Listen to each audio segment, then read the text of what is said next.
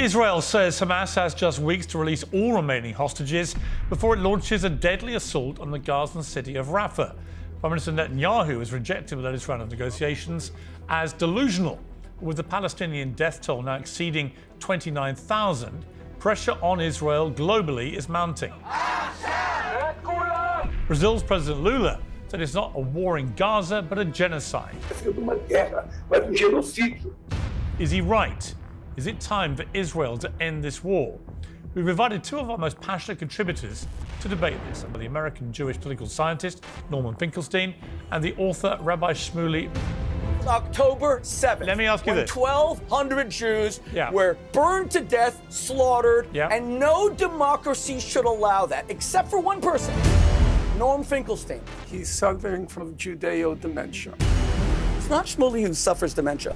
Rabbi Shmuley seems incapable of processing very basic facts. Do you think that, in principle, Hamas should stay in power? Answer the question. Allow me to finish. Your debating style is to drone on, coma-inducing. That's how you debate. You try to put your opponents into slumber, for God's sake. How about letting me decide whether it's a simple question? I don't think you have to be a professor to answer the question. Should Hamas stay in power? Welcome to both of you. Let me start, if I may, with you, Norman Finkelstein. Good to have you back on Uncensored. Thank you for having me. We seem to be reaching a point here where something has to give. Either Israel stops obliterating Gaza and killing so many innocent people in the process, or I'm not sure what the alternative is. How do you read where we are with this war? There are many ways to read it. You can read it politically, you can read it militarily, you can read it strategically, or you can read it from a point of view of human rights and international law, so long as it bears on human rights. Now, when it comes to the very last consideration, I think it's very clear how we should read it. Namely, the International Court of Justice, the supreme judicial body in the world, has said that Israel is under two obligations. Obligation number one is to honor the laws of war in what it's doing in Gaza. And obligation number two, Israel has to provide humanitarian aid and assistance to the people of Gaza. Those are its two obligations under international law. The court also ruled that Israel is plausibly committing genocide, and there is no evidence whatsoever, zero evidence, that since the court ruling, Israel has changed its tactics or its strategy in Gaza. So as of now, as we speak, Israel is still, by the conclusion of 15 judges in the International Court of Justice, 15 of the 17 judges, Israel is committing genocide or plausibly committing genocide, and it's not honoring its obligations as they were spelled out by the International Court of Justice. Okay. Rabbi Shmuley, you tweeted this morning when we booked you for this debate. You called Norman Finkelstein an anti-Semite. You said, "You have my word that, God willing, I will digitally decapitate, digitally disembowel, and digitally destroy him." Do you think that was the right kind of rhetoric before you try and debate such a serious matter? First of all, thank you for having me back, Piers. It's nice to see you. And Norm, I hope you don't mind if I call you Norm. You can please call me Shmuley. Norman Finkelstein is on the show for only one reason. If the journalistic idiom that Jews are news is true, because Israel's this big, it gets this much attention, then how much more so Jewish anti-Semites get the brightest headlights. Norman Finkelstein is the foremost Jewish anti-Semite on planet Earth. He actually attacked his own parents, whose only crime was to be Jewish. Their entire family was annihilated in Warsaw, They're not victims. They hated Germans and wanted them dead. He didn't think to himself, maybe my parents wanted the Germans to suffer to stop the war, to break the will of the German people, to stop murdering, gassing 10,000 Jews per day. His hatred of the Jewish people has extended even to his own family. He calls Israel a satanic state that comes from the boils of hell. He calls it a vandal state. He said that the 15 people murdered in the Charlie Hebdo massacres, he has no sympathy for them whatsoever. But this is the most telling thing of all, and you discussed this the last time. He said, on October 7th, hours after the massacre of 1,200 Jews started, he wrote, "It warms every fiber of my soul to see the children of Gaza smiling as their arrogant Jewish supremacists that have been humbled. The stars above in heaven are looking down. Glory, glory, hallelujah." Let's just go through this. 400 women shot in the genitals, their breasts cut off as terrorists played with their bloody breasts like a football. Glory, hallelujah. Women shot in their genitals, Norm. Glory. You should be a televangelist. Glory. Hallelujah. Children burned to death and beheaded. Glory. Hallelujah. Come on. Come on. You're a fair person, Piers. This is exactly what your friend Douglas Murray said, because he refuses to debate Norman Finkelstein. He called him a sociopath. He said Norman Finkelstein is a psychotic. He's not on your show because he's a serious academic. Wolfgang Benz, professor of Ellingen, who was one of the foremost German historians of the Holocaust, said the only thing interesting about Norman Finkelstein is that he needs a psychiatrist. Okay, well, look. Professor Wolfgang. Wait, one second. Professor Wolfgang. I want to just ask you this, though. You see, it's interesting. Norman Finkelstein gave I thought, a pretty measured argument and response to my first question.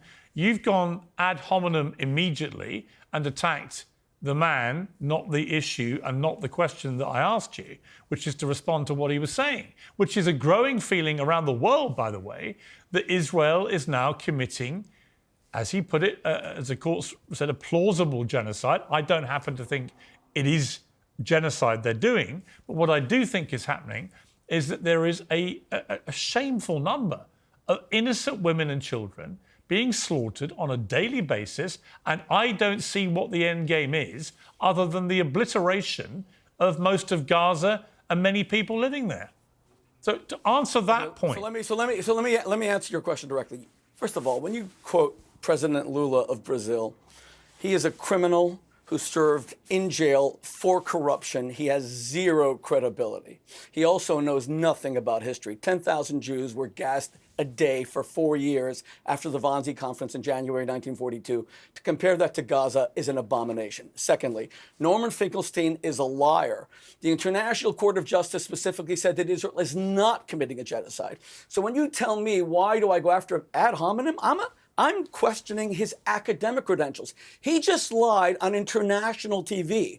South Africa sued to get the ICJ to declare that Israel's committing a genocide, and they said they're not committing a genocide, and they said they would not stop the Israeli offensive. That is a straight-out lie and fabrication. All right, well, if you're going to call... if you're going to call him a liar, amongst other things you've called him, I'm going to go back to Norman Finkelstein and get him to respond to that. Would you like me to respond now? Yes, please, yeah. I think it's only reasonable you should, yeah.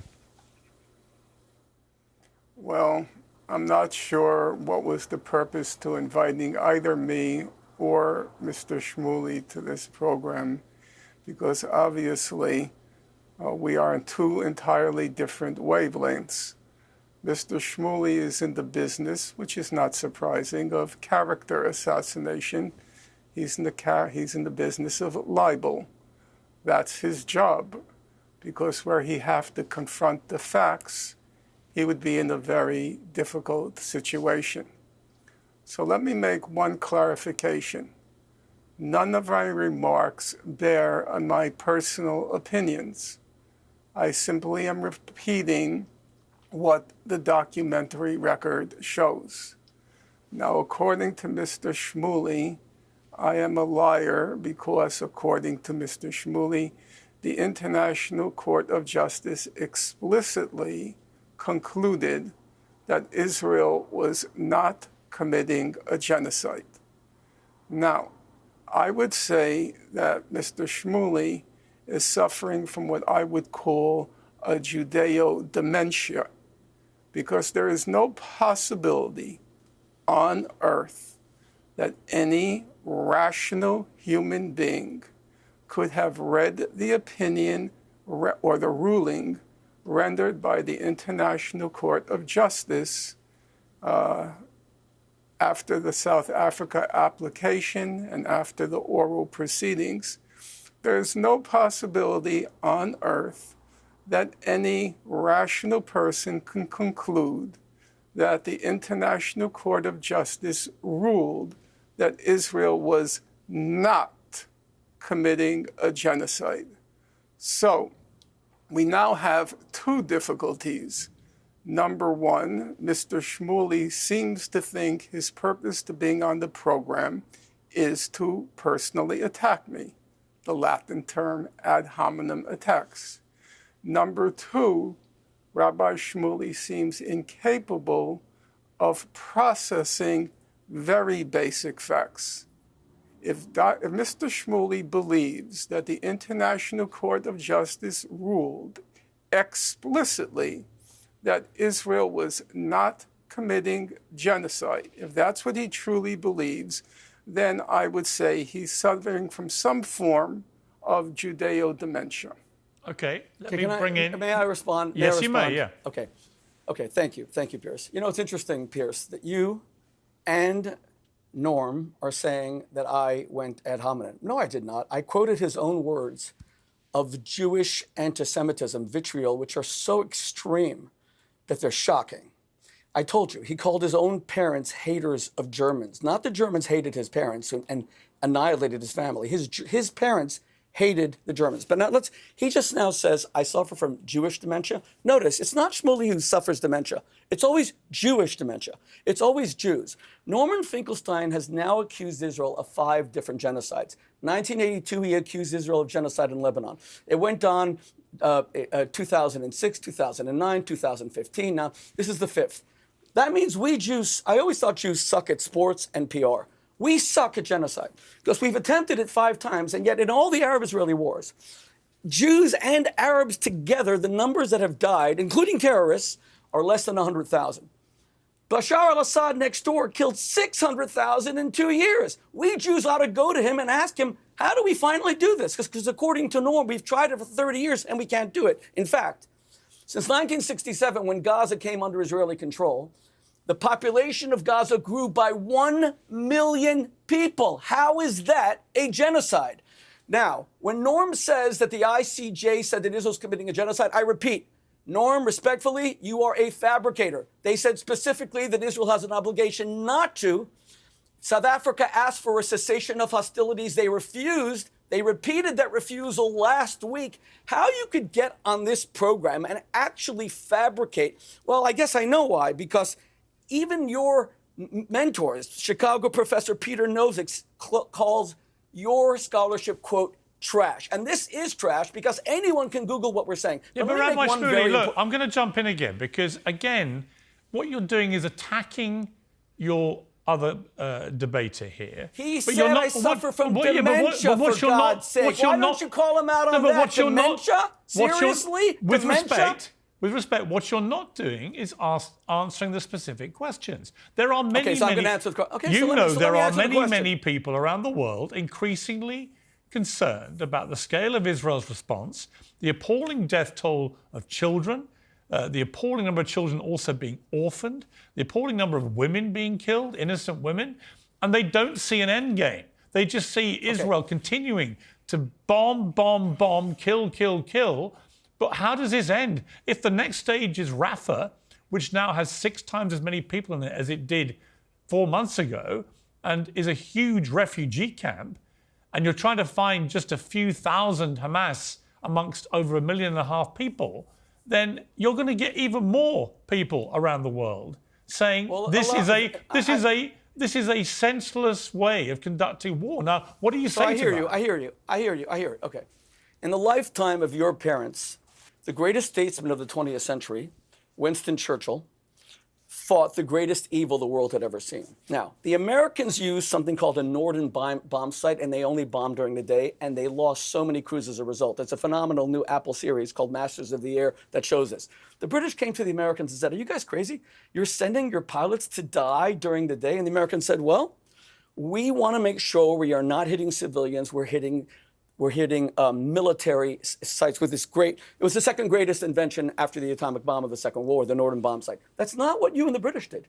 You bombed at night indiscriminately, murdering millions of civilians. So by the definition of Norman Finkelstein, who says that whether you intentionally target civilians, which Israel does not, Israel loses hundreds of soldiers with surgical strikes. Rabbi Wait, no, but I'm asking, but I need to put one question to Norman Finkelstein. Let me respond to your argument. Was Britain a terrorist state fighting the Nazis? Okay, yes or no? I will come to indiscriminately. Yes, I'd like to hear his response. Let me ask Norman that. What I would say to that, for what it's worth, is that there was huge regret over things like the carpet bombing of Dresden, which led directly to Cologne, Essen, Dresden. Which Dresden was led the end of the directly, war. by the way. It was April 1945. I'm just saying, let's go to Cologne. Let's go to Dresden. Let's go to Hamburg. Let me finish. Yes. Which led directly to the Geneva Convention to try and prevent these things happening again. Many people think what's happening now in Gaza is a form of that happening again. Norman Finkelstein. No. What's happening in Gaza is what the Americans did with a Norden bomb site. The Israelis are using surgical targeted strikes. Well, they're killing a lot of children. Because Hamas lives under their homes. If Israel's builds. Rabbi Shmuley, with respect, if Israel's being that precise, why is it killing so many children?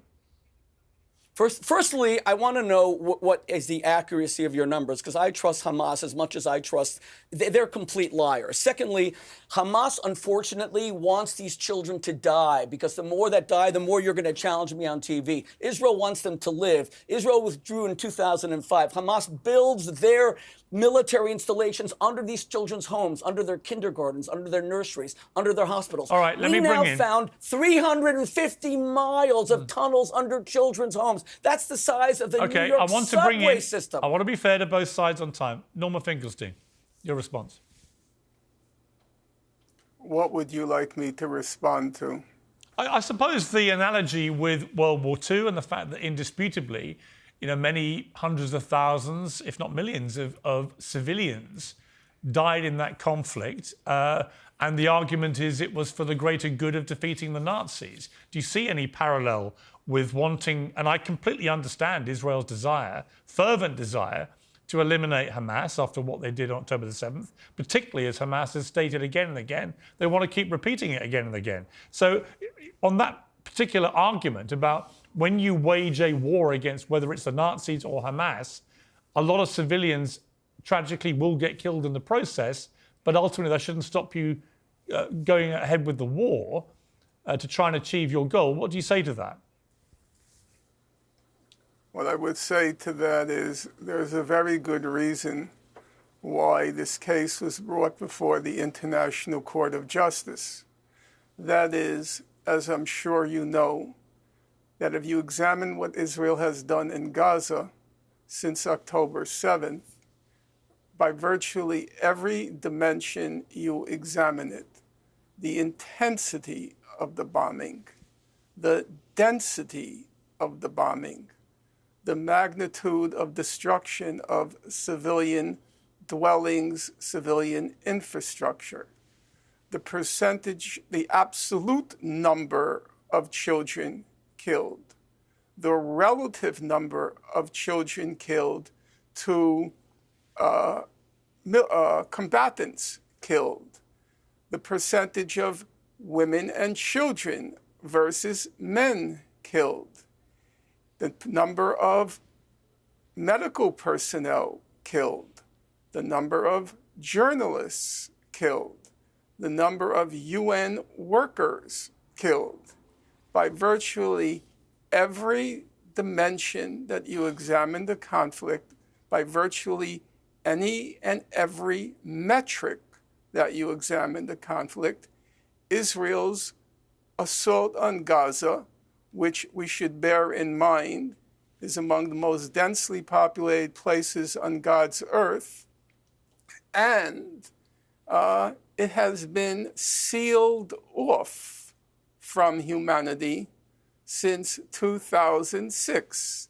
As Giora Eiland put it in March 2004, Giora Eiland was the head of the Israeli National Security Council. He described Gaza, and I'm quoting him now, as a huge concentration camp. That's not me, that's Giora Eiland, the former head of the Israeli National Security Council. So, if you put all of these metrics together, and you put in and you add in the context being a concentration camp in which half the people are children, 70% are refugees. If you add in the context and the metrics, there is a very good reason why Israel was brought before the International Court of Justice. Now, Mr. Shmuley has every right to question the authority of the numbers, the figures, and so forth. I am a strong believer in the right of Holocaust deniers to make a case before the public because, as John Stuart Mill once put it, we are all fallible, and being fallible, we have to always have a place in our minds open to the possibility that we are wrong. So, like Holocaust deniers, I do believe that Mr. Shmuley should have the right to speak. However, granting that right, he has a very tall order. If a Holocaust denier wants to deny the Nazi Holocaust, he or she has to refute a vast corpus of scholarship attesting to the reality of the Nazi Holocaust. In the same way, Rabbi Shmuley, if he wants to deny that a plausible case for genocide can be made in Gaza, he has to refute a vast body of documentation. And that documentation ran, as it was presented by the South African application, it ran to 84 single-spaced pages with literally hundreds and hundreds and hundreds of footnotes. Now, that's the first hurdle. Are we really just going to allow me to finish. Come on. No. Allow me to finish. Your debating style is to drone on, coma-inducing. That's how you debate. You try to put your opponents into slumber. For God's sake, you made your point. It's time for me to respond. That's a dialogue. No, you I'm cannot dominate this done. debate like you did with Alan Dershowitz, and you dominated. You took 3/4 of the time. I won't allow it. Now, let me respond. First of all, Piers, I'm glad that Norm has at least had the intellectual honesty to concede the first point, that the ICJ, the International Court, never ruled against Israel. Now notice he's saying that South Africa brought the case. They lost the case, first point. Because I've been attacking his credibility. For you to say, Piers, I'm attacking him ad hominem, his personality, I'm not. The question is whether this man is a scholar or not. He has no tenure. He was denied tenure at DePaul University. He is only known because he's a Jewish anti-Semite. Now, number two, this is the 5th time he accused Israel of genocide. He started in 1982 in Lebanon. Now, what does genocide mean? It was coined by a Holocaust survivor in 1947 named Raphael Lemkin. Geno is an ethnicity. Side means murder. It is the murder of an ethnicity. Norm needs to make the case that Israel is slaughtering Palestinians because they're Palestinians and Arabs and Muslims. Well, then how does Israel have 1.9 million totally safe Israeli citizens who vote in the Knesset, an Israeli Arab judge who put an Israeli Israeli Arab judge who put an Israeli Jewish president in jail for rape, by the way. Why is that none of the Israeli Arabs have risen up to stop this genocide?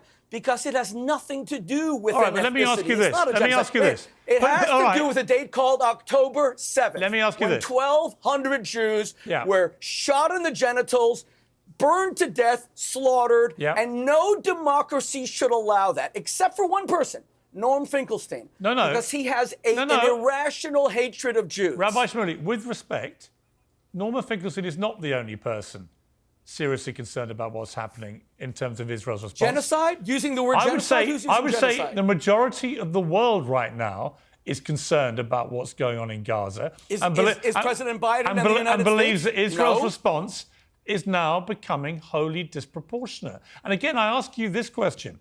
Netanyahu, incredibly unpopular back home in Israel, probably wouldn't even be prime minister now if it hadn't been for this war, given the scale of the social unrest and protests over his attempt to thwart the power of the Supreme Court. So you've got a deeply unpopular prime minister, particularly with Israelis' own people, right, waging a war, and many people cynically think he's just going to keep doing this because it buys him more time. But if I could ask him, and I can't because he won't come on again on this program to date, I would simply say, when does this end? How many people are you prepared to kill on the other side before you declare mission accomplished? And why would you think, by the way, that killing so many innocent people in Gaza and destroying so much of the homes in Gaza, north and south, why would you think that that would end radicalization of people who may be sympathetic to Hamas? Why would it not have the opposite effect? When I saw you face-to-face in your studio in London a few months ago, I told you I think that you've been fair on this conflict. So I respect your question, and I want to take it seriously. First of all, Netanyahu's unpopularity means nothing. Churchill destroyed the Nazis, saved Western civilization, and immediately was kicked out by the British. He actually lost the election, as you well know. So that means nothing. It doesn't mean Churchill wasn't a great man. It means nothing. Number two, let's say, for example, look where I am. I'm in the beauty of South Florida. This is where I grew up. Imagine that 6 million Jews living in Israel say, you know what, we've had it.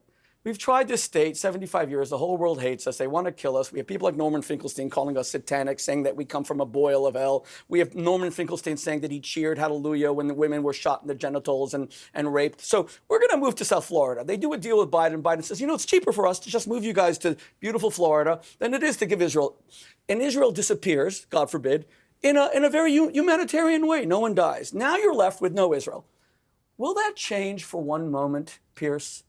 All of the women in Gaza now under Hamas, the teenage girls who have tires put around their heads, who are burned to death by their brothers because they have sex before marriage.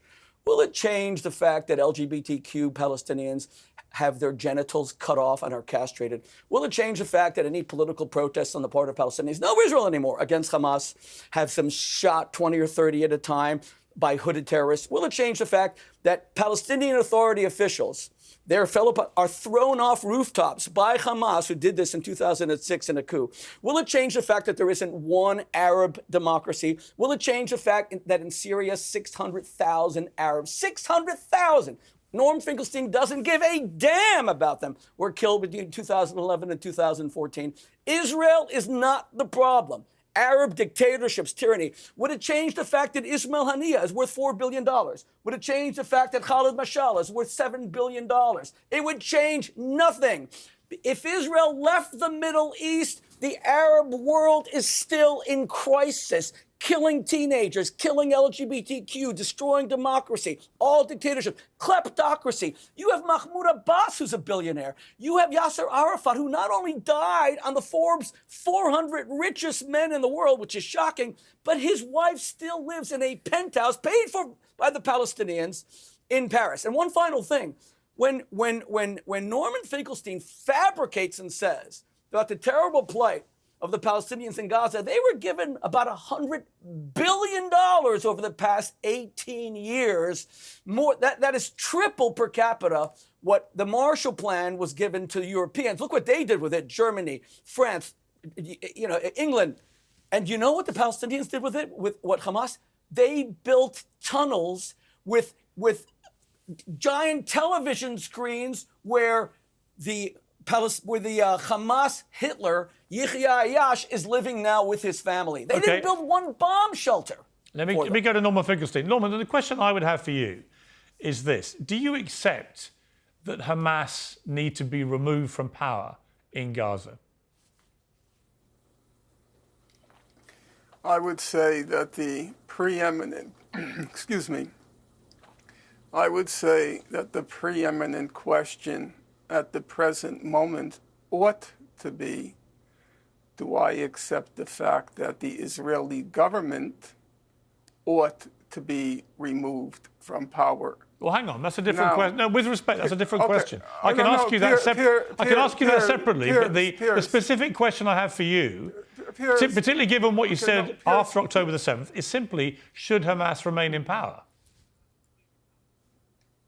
And should Hamas remain in power, I think that the Palestinian people should be able to determine their own future and determine their leadership.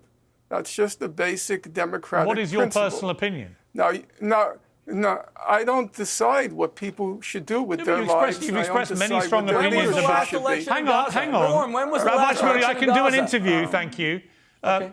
Norman Finkelstein, the problem I have with that response is you're very quick to level the charge of genocide at Israel, and many people would agree with you, many wouldn't. But you're not so keen to be held to account for your view about Hamas.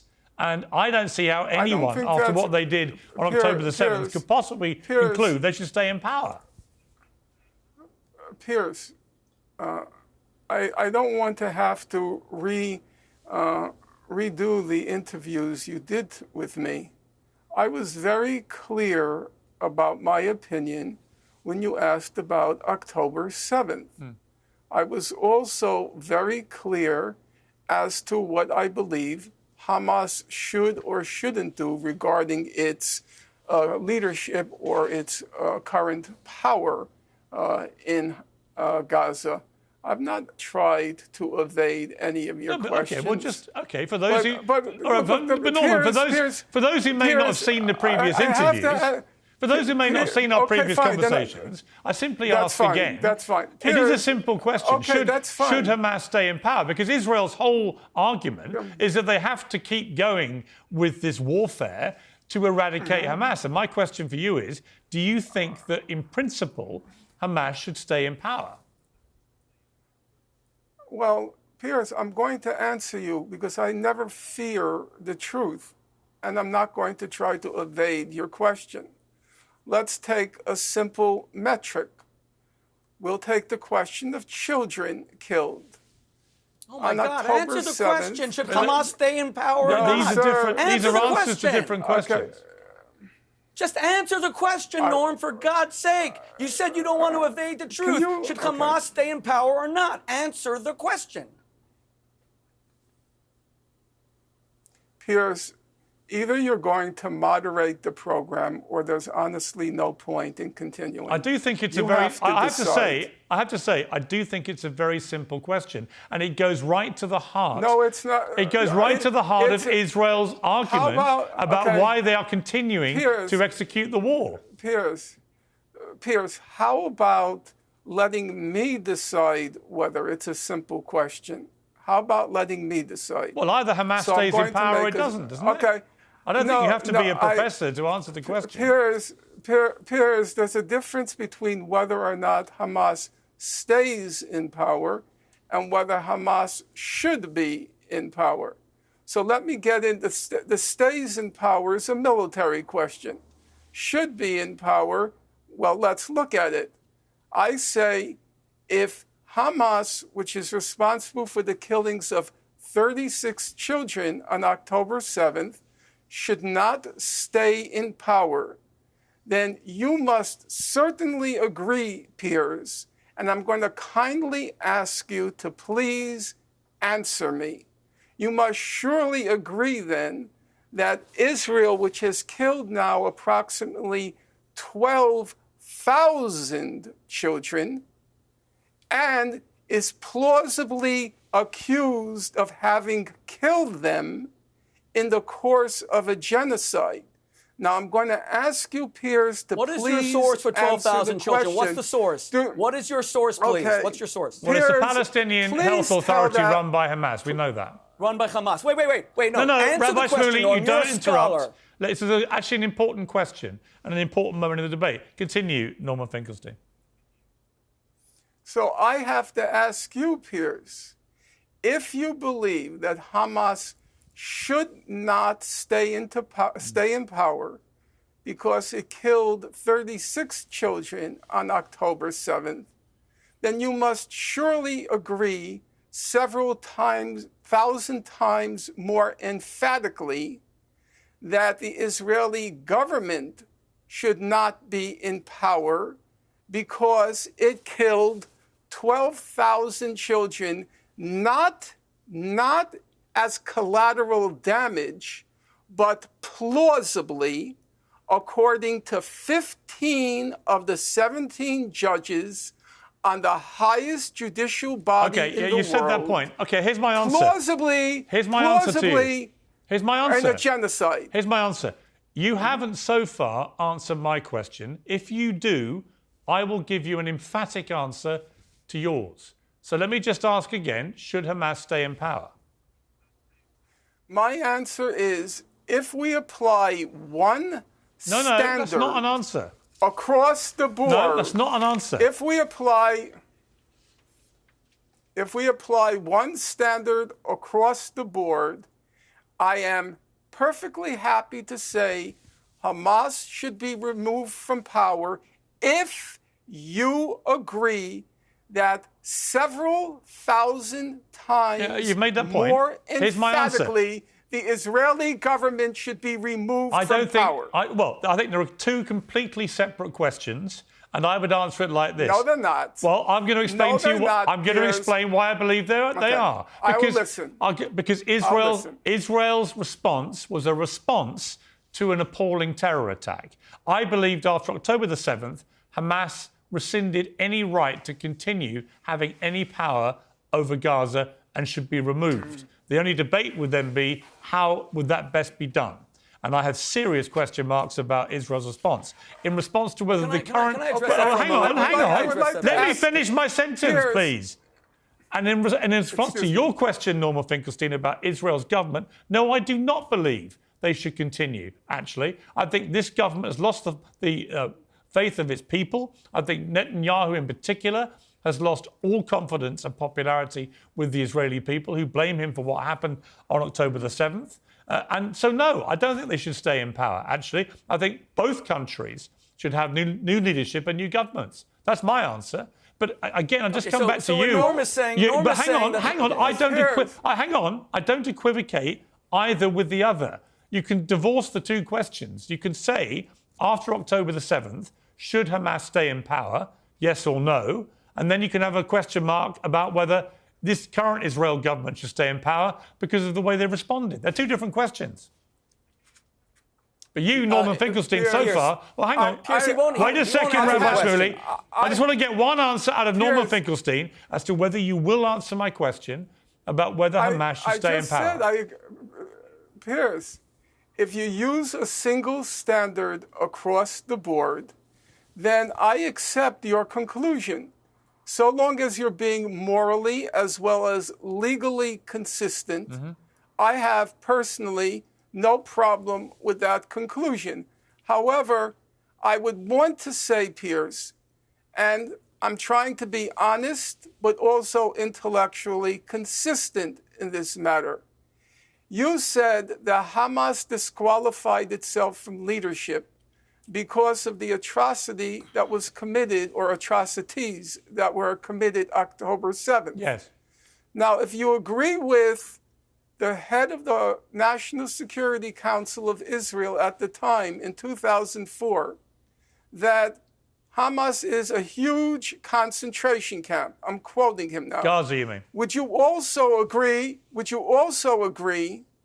that October 7th was a reaction to confining 1 million children in a concentration camp?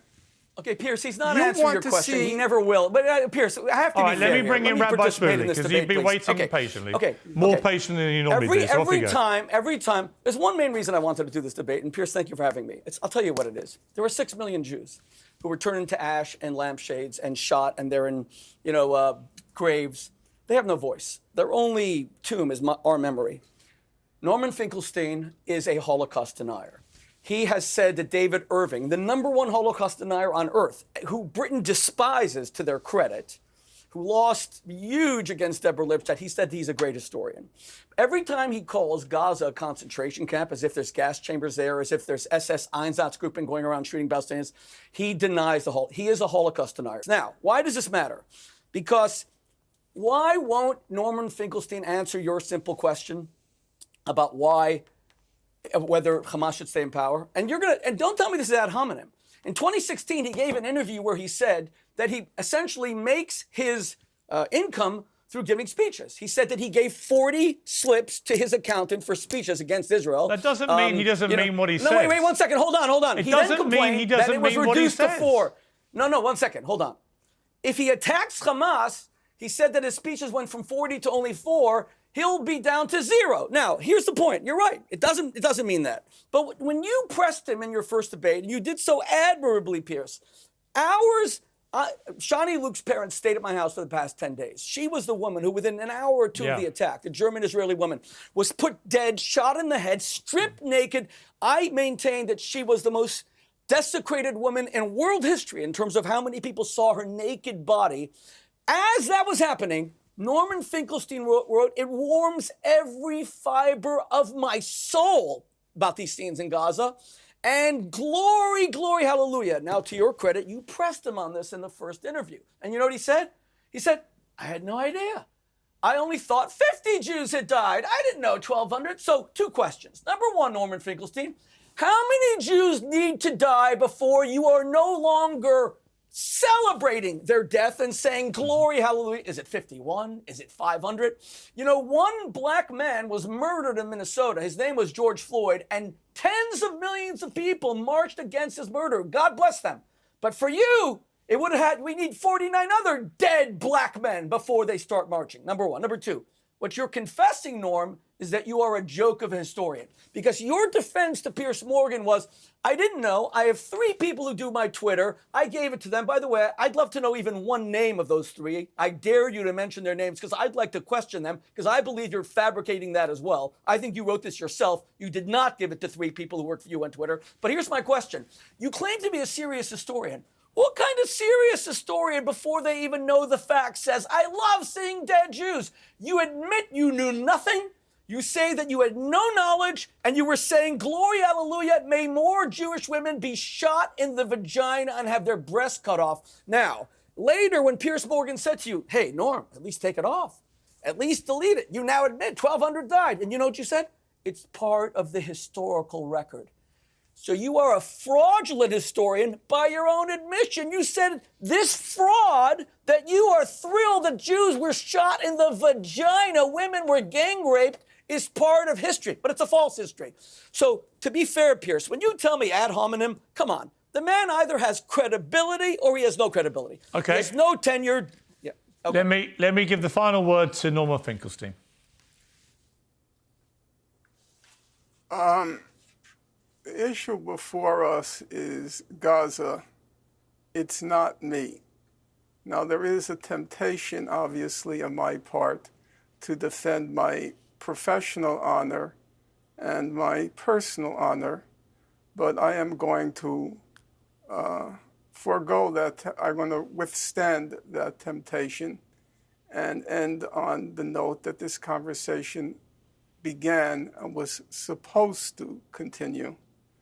And so I would say that if you are indicting me, then you are also indicting the sanity of the 15 judges on the International Court of Justice, including, quite surprising to me, including the American judge.